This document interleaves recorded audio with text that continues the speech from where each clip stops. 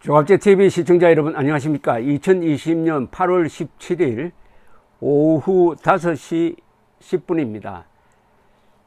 오늘 오후에 방역당국 관계자는 정광훈 사랑제일교회 목사가 검사를 받았는데 코로나 양성 판정을 받았다라고 언론을 통해서 발표를 했는데, 따라서 15일 서울 광복절 집회에서 정광훈 목사를 접촉한 사람도 검사를 받아야 한다라고 밝혔습니다. 오늘 0시 기준으로 사랑제일교회 관련 코로나 바이러스 감염증 환자는 315명이고 사랑제일교회 검사 대상자 4,066명 중에 3,437명의 소재를 확인해서 검사를 진행하고 있다라고 밝혔습니다. 전 목사는 서울 광화문 동암연세점 앞에서 있었던 보수단체 일파, 만파 등이 개최한 집회에 참석해서 연설을 했는데, 이 참여가 자가격리 지침을 어겼다고 생각을 하고 당국이 법적 조치를 취하겠다고 하는데, 거기에 대해서는 조금 이따 설명을 드리겠습니다만은 이 정광훈 목사 측에서 강력히 반발하고 있습니다. 정부와 보건복지부는 자가격리 조치를 위반하고 조사 대상 명단을 누락 은폐하여 제출하는 등 역학조사를 방해한 혐의로 전 목사를 경찰에 고발했는데, 여기에 그치지 않고 문재인 대통령은 전 목사 등이 참여한 광화문 집회를 겨냥해서 국가 방역 시스템에 대한 명백한 도전이며 국민 생명을 위협하는 용서할 수 없는 행위다 라고 아주 감정적 표현을 했고, 즉시 서울중앙지검은 전 목사에 대한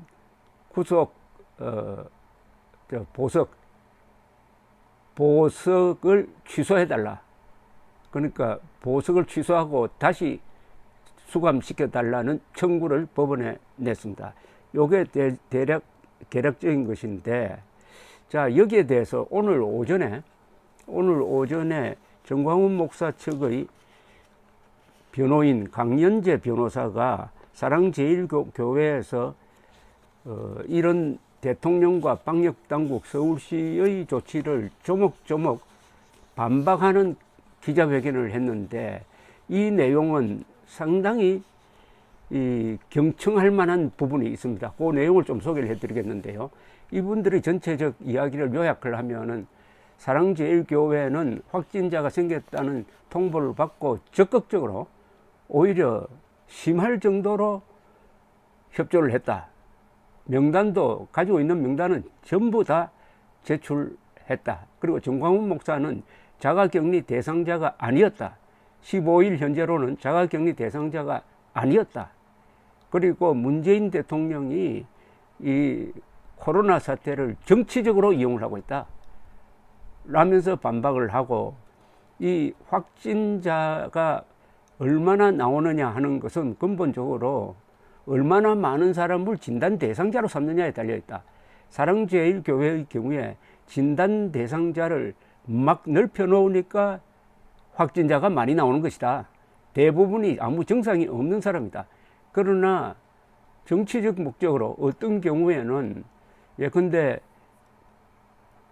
뮤지컬을 관람한, 실내에서 관람한 사람들에 대해서는 그때 배우가 확진자로 밝혀졌는데도 불구하고 진단을 소규모로만 하고 거의 하지 않았기 때문에 확진자가 나오지 않은 것이다. 지금 청와대와 서울시 직원들에 대한 전수조사를 하면은 거기서도 확진자가 많이 나올 것이다.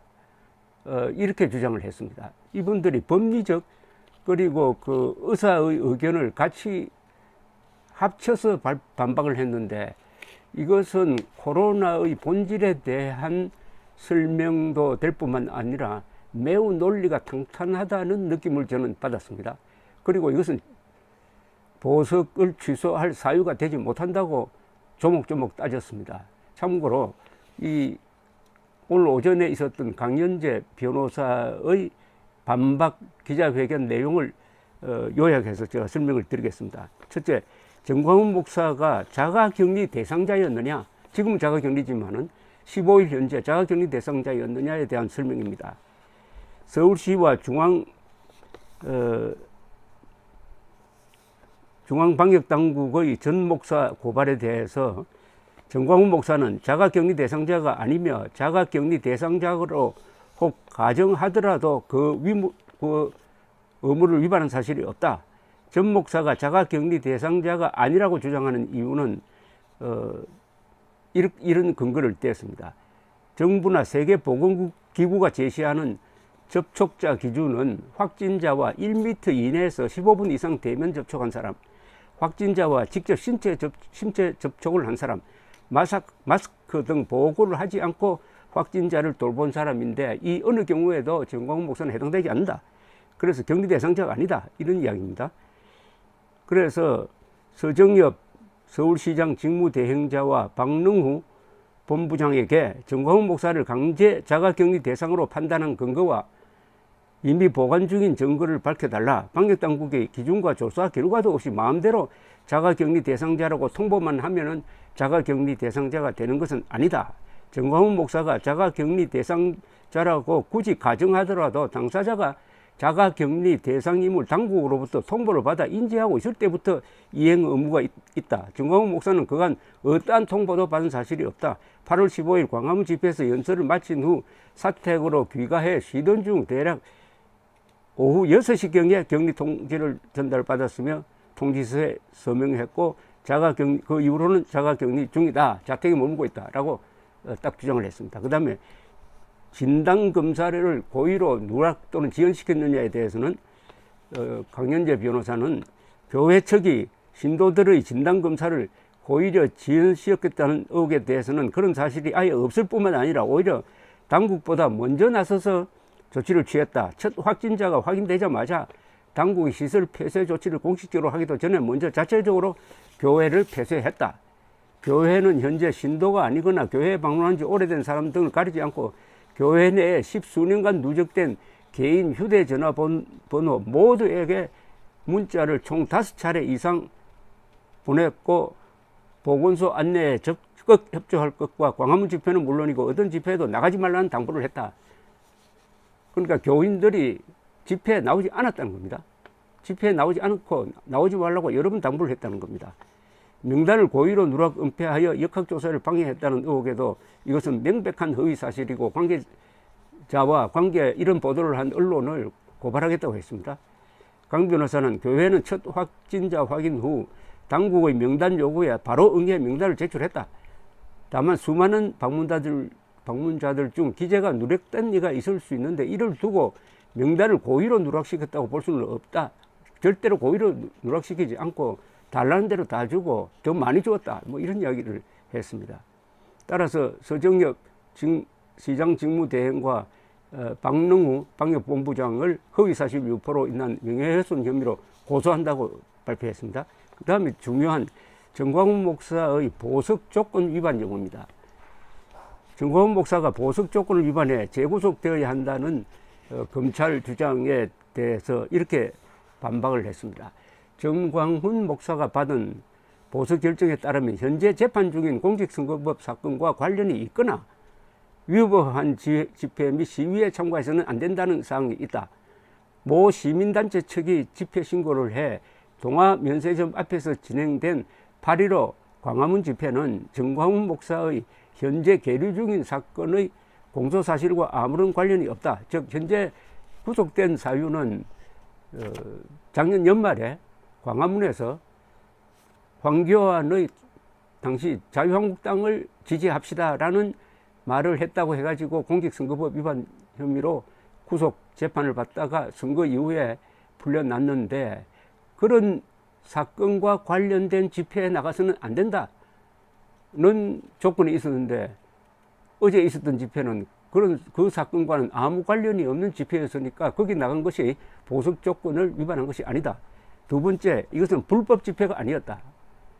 위법한 집회에 가면 안 된다고 했는데 어제가 이틀 전에 있었던 그 집회는 집회를 신고를 했는데 서울시가 집회를 금지시킨 데 대해서 다시 법원에 가처분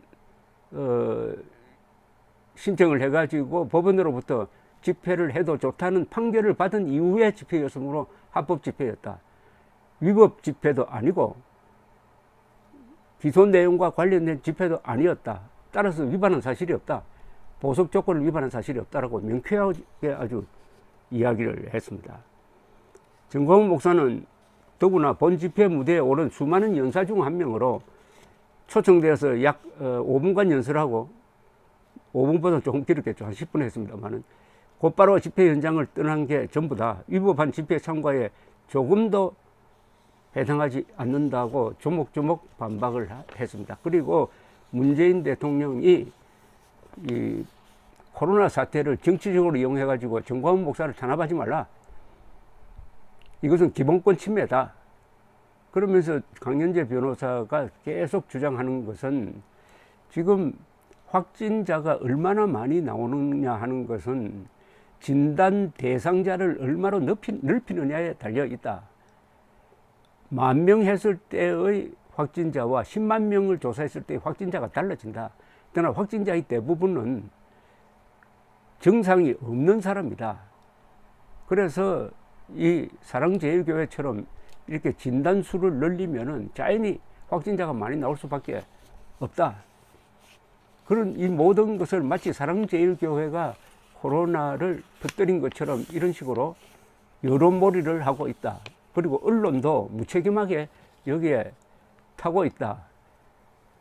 15일 집회에 나온 사랑제일교회 교인 수가 대거 나왔다고 했는데 그거 세어본 적 있느냐? 확인해 본 적이 있느냐?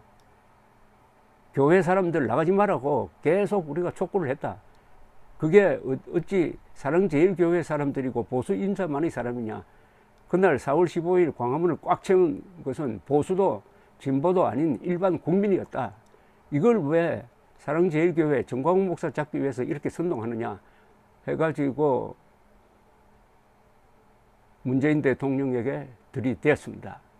더 자세한 것은 너아라 TV를 보시면은 그 인터뷰 기자회견 내용이 자세히 들어와 있으니까 참고로 하시기 바랍니다. 이럴 때는 이 선동에 넘어가면 안 됩니다. 하나하나 따져봐야 합니다. 저는 이 언론 보도와 당국의 주장과 그 다음에 이 너아라 TV를 통해서 중계된 정광훈 목사 측의 해명을 양쪽으로 다 듣고 종합적으로 판단했을 때 이것을 정치적으로 몰아가는 것이 더 위험하다는 생각입니다. 원래 이 전염병 사태가 일어나면은 옛날 패스트 유행 때도 그렇습니다. 이 수습을 제대로 못한 이 정권이 속죄양을 만들려고 하는 경우가 많습니다. 오늘 강연재 변호사도 이야기를 했듯이 코로나 사태의 가장 큰 원인은 문재인 대통령이 중국으로부터 입국자를 조기에 차단하지 않았던 데서 비롯된 것 아니냐라고 지적을 했습니다. 감사합니다.